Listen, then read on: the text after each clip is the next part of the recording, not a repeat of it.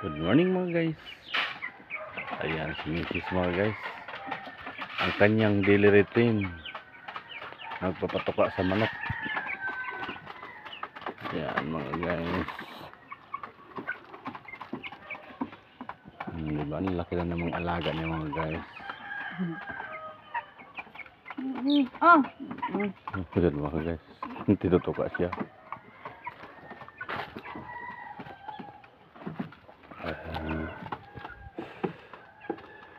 Ikalat mo yung ano. Yan. Pag wala ako mga guys, yun lang ginagawa niya mga guys. Yan ang pinaka-daily routine niya. Kasi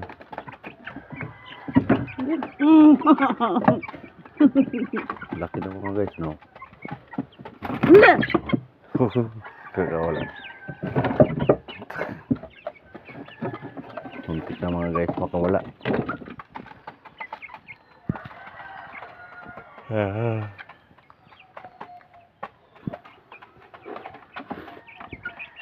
Kunti lang baka sayang. Hindi. Hindi na maapakan, no? Yun mga guys, so kulang po yung ano ko eh, ilagayan eh. Kailangan pa ko makahanap. Galon, pwede na ano, yung sito. Maliit lang. Oo. Para hindi magsiksikan.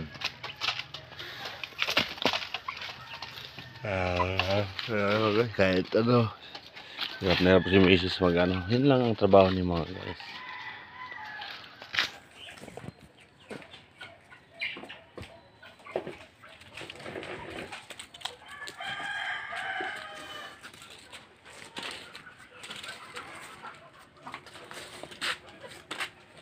Kunti lang yung ano namin mga guys. Kailangan na bumili.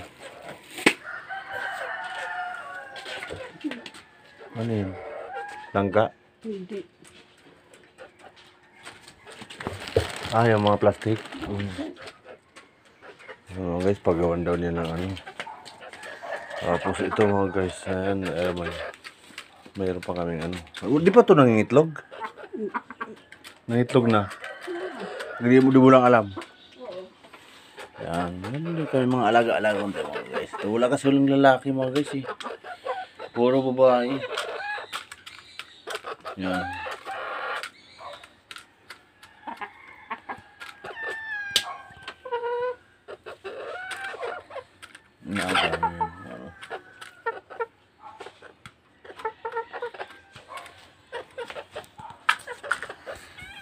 Ito yung nanay niya guys. Dalawang bisis na. Yung isa, yan, yung mga ano nandun. Ito yung nanay. Tapos ito anak din niya yung mga guys. Malalaki na. Parang dumalaga. Tapos yung dalawa. Andun pusa. Nagugutom na. Bahala kayo. Hindi naman sa amin ito pusa mga guys eh. Dito lang nakikiano. Hindi ko lang pinabayaan kasi natatakot ako. Baka magkaroon ako ng kasalanan. Pag pinalo ko yun, kawawa rin. Ayan. Ha? Huwag na? Hindi. Katayin? Hindi. Huwag galawin? Hindi. Si Huwag hulihin? Huhulihin? Paitlogin? Paano kung nang itlog na yan dun? Katulad ng bigla na sumulpot na may sisyo na. Ay, nandyan lang yan eh. Nagtatago. Huwag na. Pabayaan na natin. Ayan na mga guys. Okay na mga guys. Babay mo na. Paalam. Huwag alaga rin. Kailangan mag-alaga. Okay. Para may libangan.